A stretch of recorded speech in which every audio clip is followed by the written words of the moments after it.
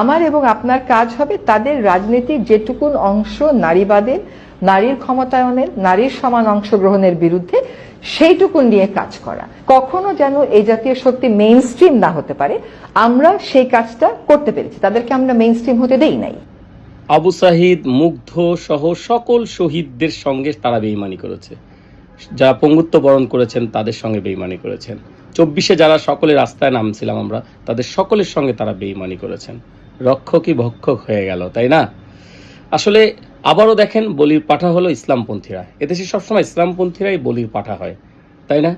কিন্তু ইসলামপন্থীরা একটা ভুল করলেই কিন্তু বুদ্ধিজীবীরা রাস্তায় নেমে আসে। কত বুদ্ধিজীবী তখন নারীবাদী সব রাস্তায় নেমে আসে।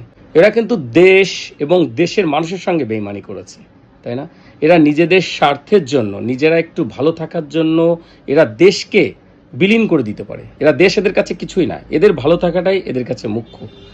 প্রধান বিরোধী দল জামাত ইসলাম, এইটাও কিন্তু এরা সহ্য করতে পারছে না। মানে জামাত বা ইসলাম দেখলেই এদের চুলকানি, কিভাবে তাদেরকে ধ্বংস করা যায়। একটা জিনিস কি, আপনি বোম বা যে কোনো কিছু যত চাপা দিবে না, চাপা থাকবে না, একসময় কিন্তু ব্লাস্ট হয়ে বেরিয়ে আসবে। যেমন সত্য আপনাদের মুখ থেকে, এই যে আপনার মুখ থেকে কিন্তু আল্লাহ তাআলাই ফসকিয়ে সত্য কথাটা বের করে দিল।